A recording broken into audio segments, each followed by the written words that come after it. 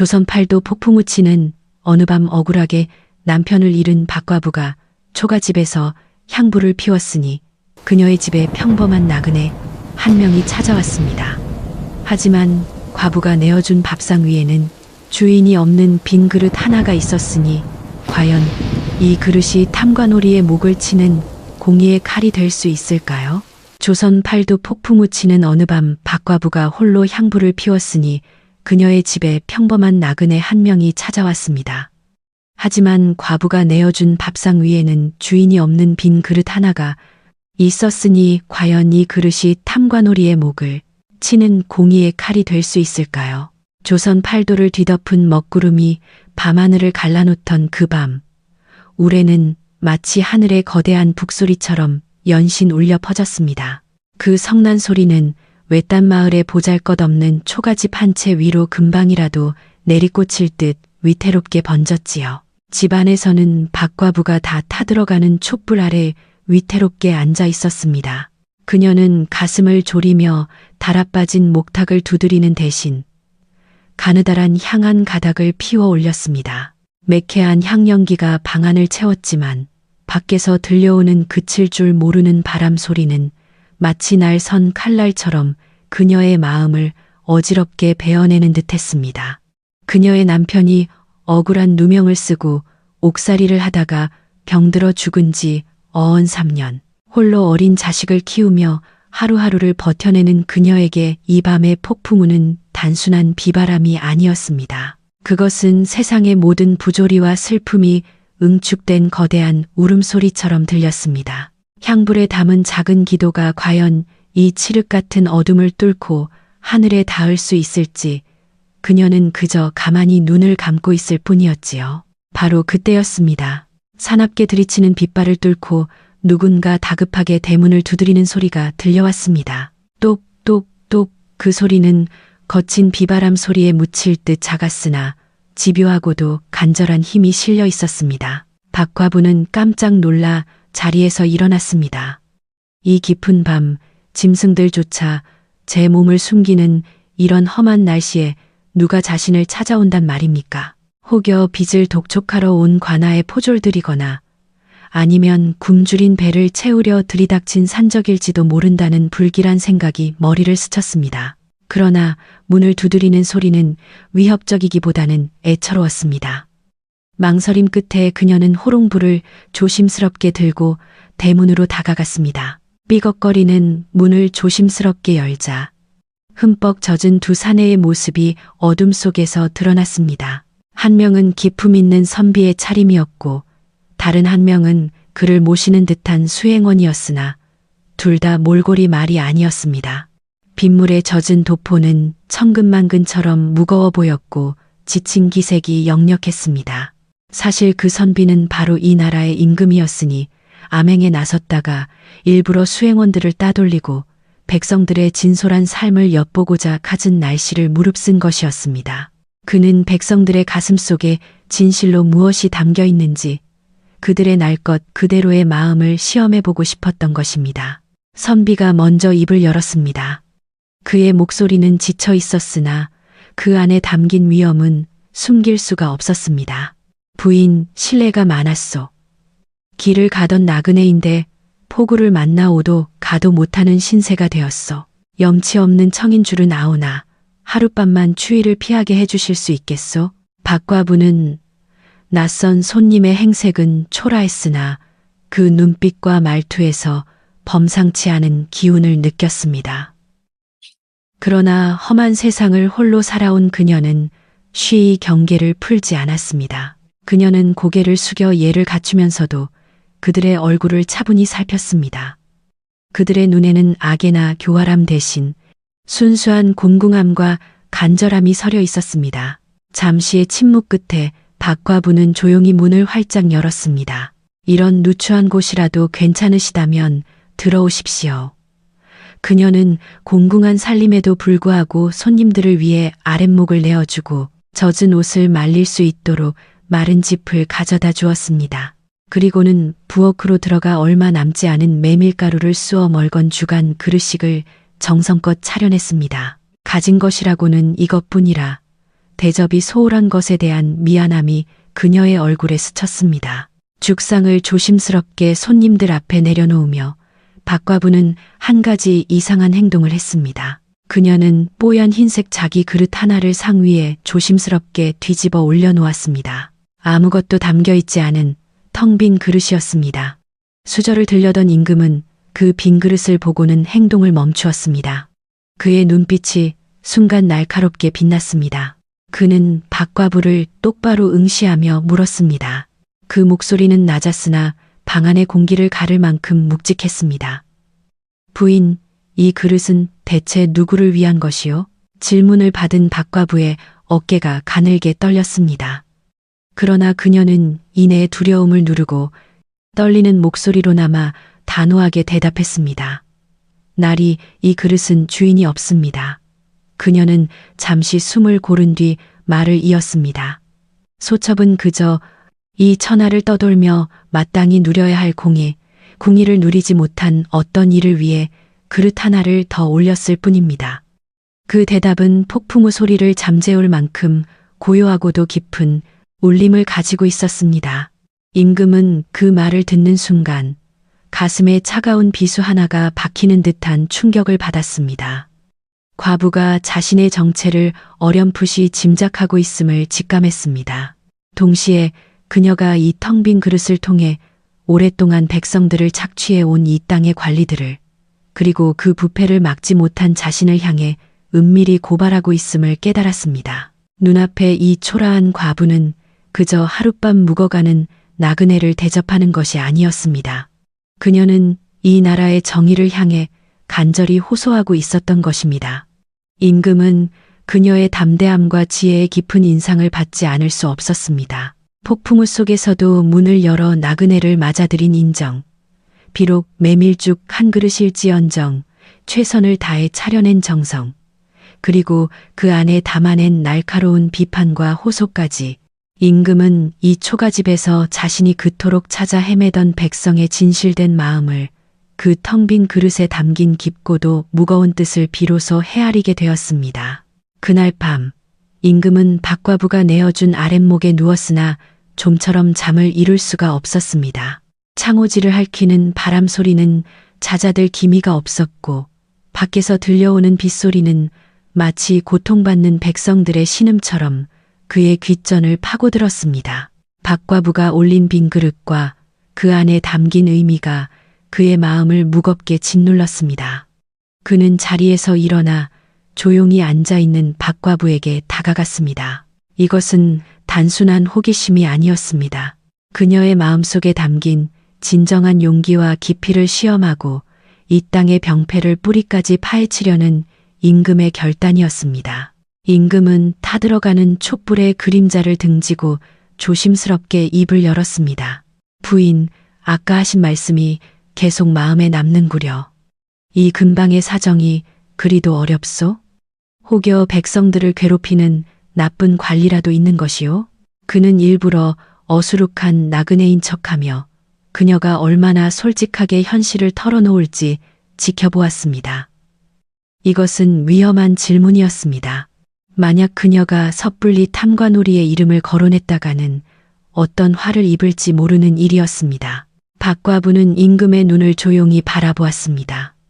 그녀의 눈빛에는 두려움과 망설임이 스쳤지만 이내 그것은 굳건한 결심으로 바뀌었습니다.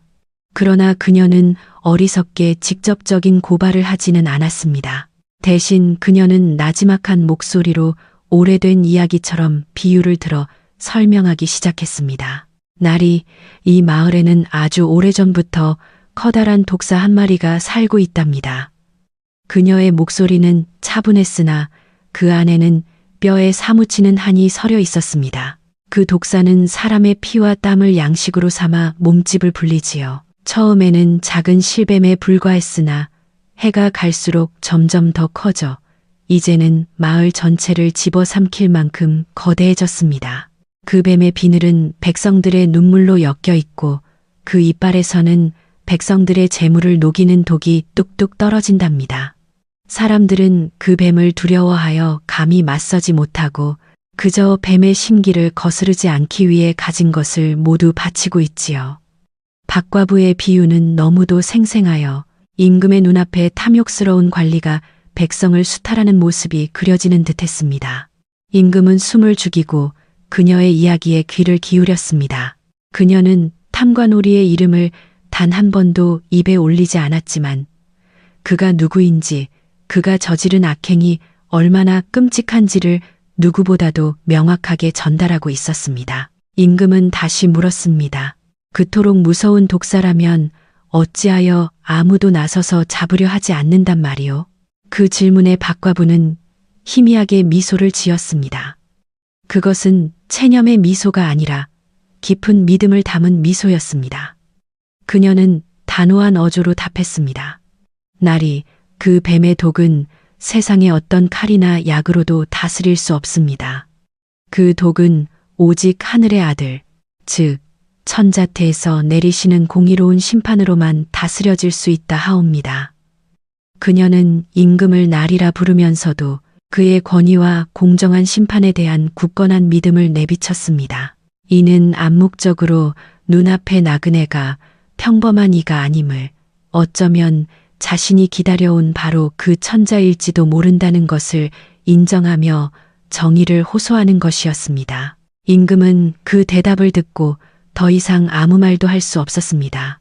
과부의 지혜로운 대답 속에서 그는 백성들이 겪는 고통의 깊이가 얼마나 사무치는지, 그리고 그들이 마지막 희망으로 오직 임금인 자신의 공의로운 통치에만 기대를 걸고 있음을 뼈저리게 깨달았습니다. 동시에 자신의 눈과 귀가 멀어 이토록 백성들이 고통받는 것을 몰랐던 부덕함을 되돌아보며 깊은 자책감에 빠졌습니다.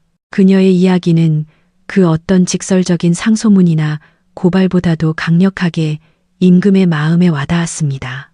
박과부의 답변은 임금으로 하여금 백성을 위한 통치란 무엇인지, 진정한 군주의 도리가 무엇인지를 다시금 생각하게 만들었습니다. 그녀는 자신의 안위를 위해 침묵하거나 비굴하게 굴지 않았고, 그렇다고 섣불리 분노를 터뜨려 화를 자초하지도 않았습니다. 대신 지혜로운 비유를 통해 문제의 본질을 꿰뚫고 해결의 열쇠가 오직 임금에게 있음을 명확히 밝혔습니다. 과부가 탐관오리를 직접 고발하지 않고 독사에 비유하며 임금의 공의를 언급한 까닭에 임금은 그녀의 지혜와 충정을 더욱 깊이 헤아리게 되었습니다. 또한 그녀의 마음속에 얼마나 깊이 공의에 대한 믿음이 뿌리 박혀 있는지를 확인할 수 있었고, 반드시 그 믿음에 보답하리라 굳게 결심하는 계기가 되었습니다. 밤새 휘몰아치던 폭풍우는 거짓말처럼 배서 있었습니다. 다음 날 아침, 맑고 투명한 햇살이 찢어진 창호지를 뚫고 방 안으로 부드럽게 쏟아져 들어왔습니다. 어둠과 불안으로 가득했던 밤이 지나고 마치 새로운 세상이 열린 듯 고요하고 평화로운 아침이었습니다. 임금은 잠든 박과부가 깨지 않도록 조용히 몸을 일으켰습니다. 그는 아무 말 없이 작별을 고하고 떠날 채비를 했습니다. 그의 발걸음은 더없이 조용했으나 그 속에는 밤사이 굳어진 무겁고도 단호한 결심이 담겨 있었습니다. 그저 하룻밤 신세를 진 나그네처럼 떠나는 듯했지만 임금은 떠나기 전 아주 은밀한 행동을 했습니다. 그는 품속에서 작고 묵직한 물건 하나를 꺼내 들었습니다. 그것은 섬세하게 조각된 귀한 옥패유패였습니다. 어둠 속에서도 영롱하게 빛나는 그 옥패에는 구름을 박차고 하늘로 승천하는 용 한 마리가 생생하게 새겨져 있었습니다. 임금은 박과부가 베고 자는 낡은 베개 밑에 그 옥패를 조용히 밀어 넣었습니다. 이는 자신의 정체를 드러내는 명백한 증표이자 칠흑 같은 절망 속에서도 용기를 잃지 않은 그녀에게 보내는 임금의 은밀한 치하였습니다. 임금과 수행원은 동이 트는 새벽녘의 푸른 공기를 가르며 조용히 마을을 떠났습니다. 그들이 떠난 후 한참이 지나서야 잠에서 깬 박과부는 손님들이 떠났다는 사실을 깨달았습니다. 간밤의 일들이 마치 꿈처럼 아득하게 느껴졌습니다. 그녀는 손님들이 누웠던 자리를 정리하다가 베개 밑에서 차갑고 단단한 감촉을 느꼈습니다. 조심스럽게 손을 넣어 그것을 꺼내든 순간 그녀의 눈이 휘둥그레졌습니다. 손바닥 위에 놓인 것은 난생 처음 보는 귀한 옥패였습니다. 박과부는 숨을 죽인 채 옥패를 들여다보았습니다.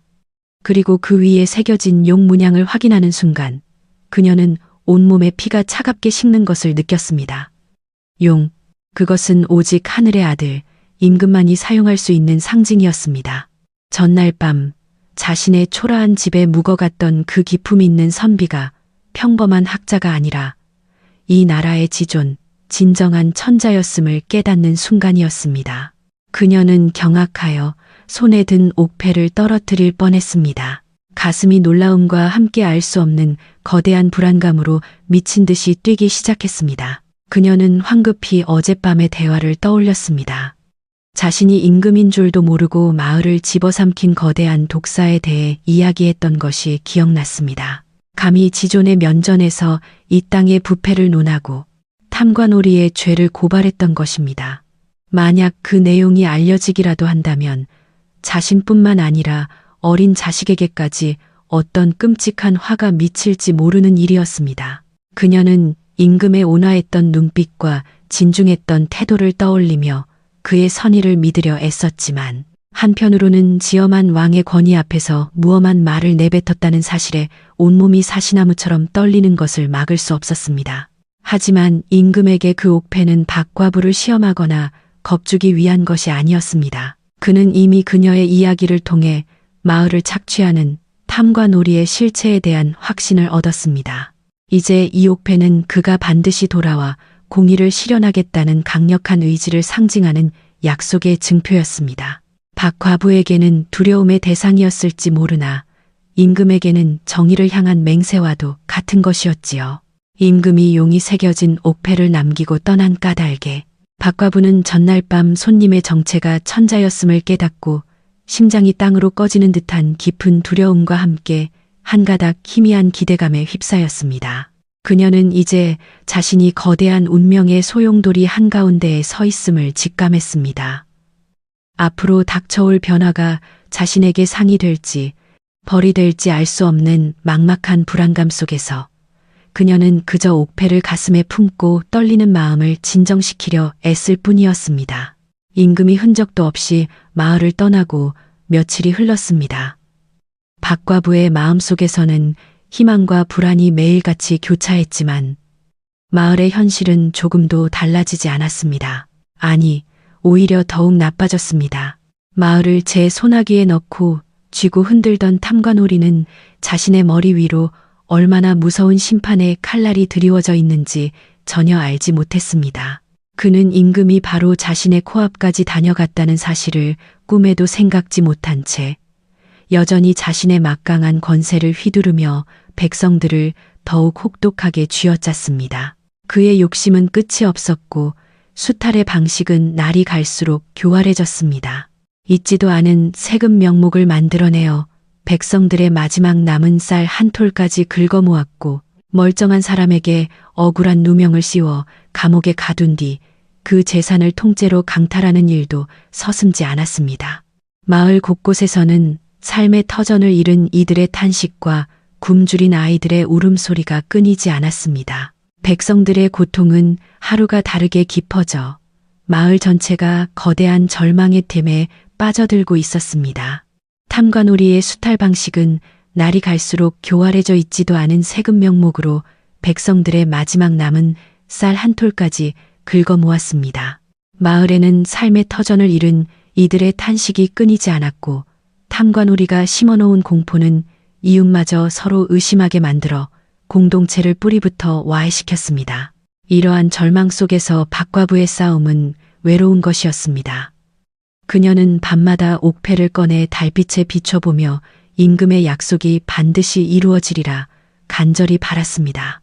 그러나 시간은 무심하게 흘러갔고 희망의 불씨는 사나운 현실의 비바람 앞에서 꺼져버릴까 위태로웠습니다. 그녀는 매일 밤 자신이 건넨 빈 그릇이 화를 불러온 것은 아닌지 두려움에 떨어야 했습니다. 임금이 떠난 지 꼭 사흘째 되던 날 정오였습니다. 절망적인 고요함만이 감돌던 마을에 갑자기 거대한 변화의 바람이 불어닥쳤습니다. 땅을 울리는 말발굽 소리와 함께 번쩍이는 갑옷을 입은 관군들이 먼지를 일으키며 마을로 쇄도에 들어왔습니다. 밭을 갈던 농부도 빨래를 하던 아낙네도 모두 하던 일을 멈추고 경악에 찬 눈으로 그 광경을 바라보았습니다.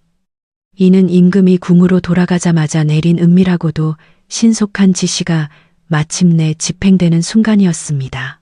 관군들은 한치의 망설임도 없이 마을 사람들을 착취하던 탐욕스러운 관리가 머무는 관하로 곧장 향했습니다. 그들의 기세는 마치 성난 파도와도 같아서 누구도 감히 앞을 막아서지 못했습니다. 그 시각 탐관오리는 자신의 죄가 하늘에 닿은 줄도 모른 채 시원한 대청마루에 누워 기생의 노랫가락을 들으며 안락한 시간을 보내고 있었습니다. 그는 갑자기 들이닥친 관군들을 보고는 술이 덜 깬 얼굴로 호통을 쳤습니다.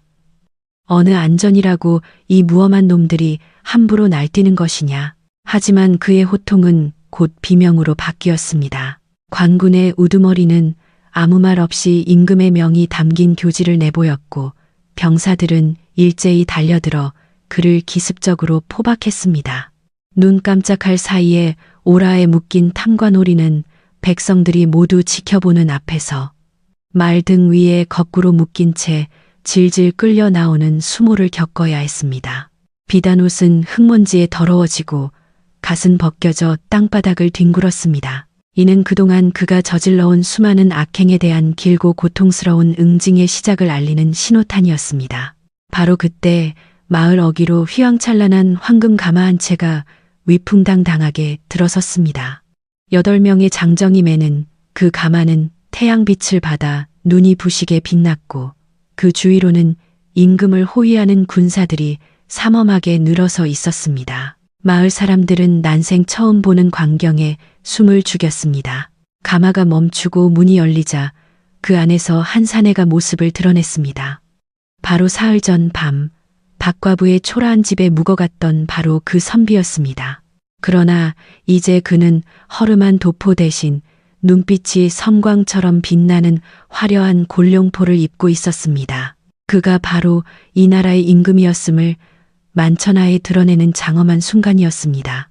임금은 차갑고 위험 있는 눈으로 죄인과 백성들을 둘러보았습니다. 그리고는 군중 속에서 겁에 질려 떨고 있는 박과부를 찾아내고는 부드러운 미소를 지으며 앞으로 나설 것을 명했습니다. 과부는 앞으로 나오라. 갑작스러운 부름에 박과부는 어쩔 줄 몰라 했지만 임금의 목소리에는 거스를 수 없는 힘이 있었습니다. 그녀가 조심스럽게 앞으로 나아가자 임금이 다시 명했습니다. 그리고 사흘 전밤 나에게 올렸던 그 빈 그릇을 들고 나오라.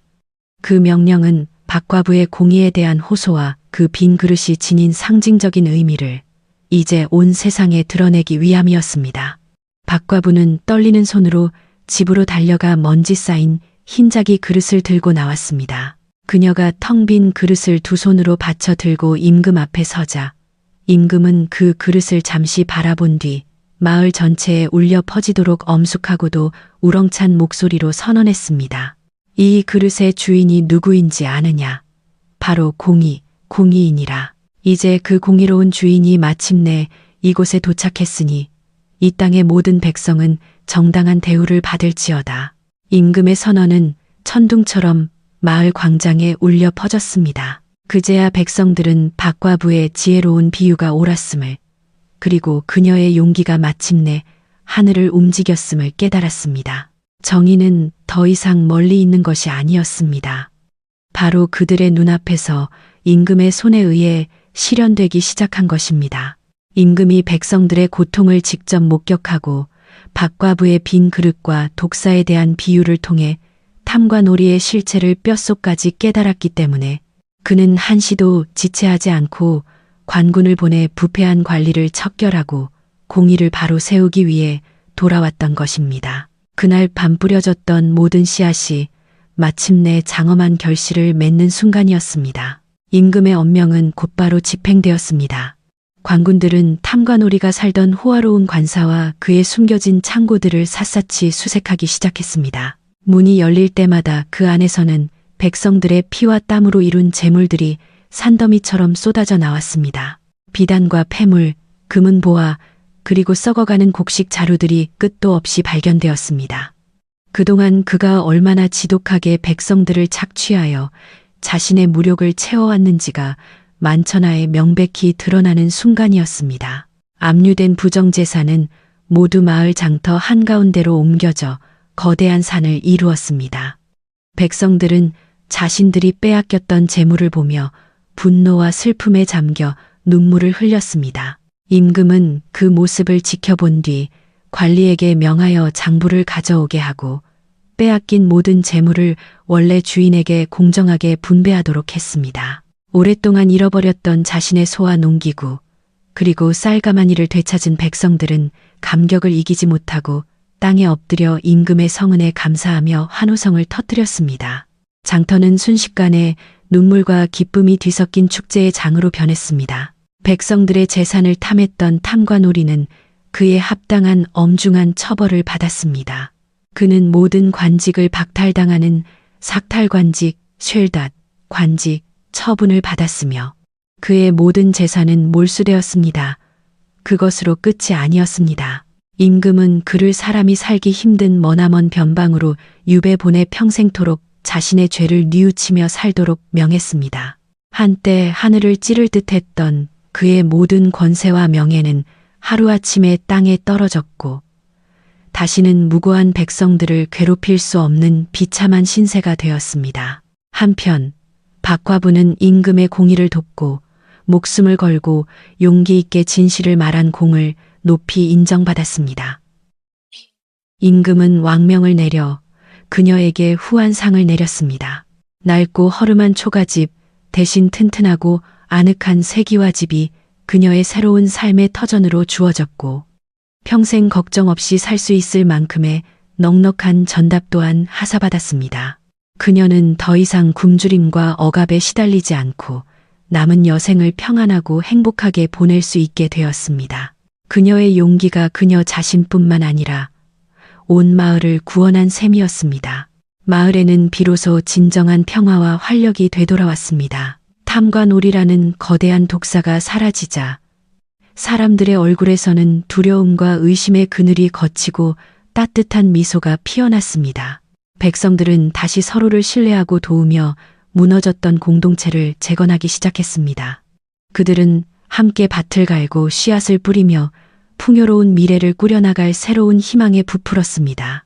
이 모든 것은 임금의 단호한 결단이 있었기에 가능했습니다. 탐관오리의 부정재산이 압류되어 백성들에게 공정하게 분배되었고 무엇보다 한 평범한 과부가 공의를 위해 보여준 용기 있는 행동이 있었던 까닭에 마침내 정의가 실현될 수 있었습니다.